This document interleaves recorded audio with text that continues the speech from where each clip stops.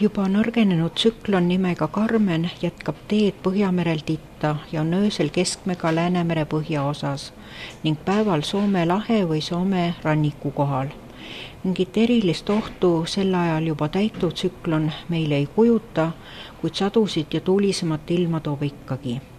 Pühapäeval tekib itta lahkunud tsükloni järel Läänemerel nõrk kõrgrõhuhari ja sajuhood on nõrgad või taanduvad hoopiski.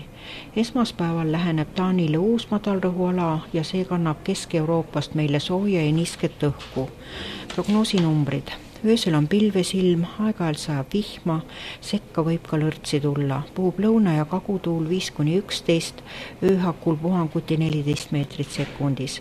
Saartel pöördub tuul edelasse ja tugevneb puhanguti 15 meetrini sekundis. Õhutemperatuur on 0–+5. Päeval on pilves selgimistega ilm, hooti sajab vihma, õhtul sajuhood harvenevad. Puhub lõuna- ja edelatuul 6–12, saartel ja rannikul puhanguti 14–16 meetrit sekundis.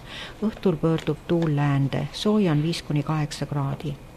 14. novembril on pilves selgimistega ilm, kohati sajab vihma ja võib sekka tulla ka lõrtsi, puhub edela- ja läänetuul 4–10, rannikul puhanguti 14 meetrit sekundis. Päeval tuul nõrgeneb ja pöördub kagusse.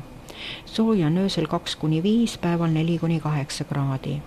15. novembri öö on pilvine, paljudes kohtades sajab vihma, tuul pöördub edelasse 5–10, puhanguti 12–14 meetrit sekundis, sooja on 3–6. Päeval on pilves selgimistega ilm, kohati sajab vähest vihma, puhub edelatuul 5–10, puhanguti 12–14 meetrit sekundis ja sooja on 6–10 kraadi.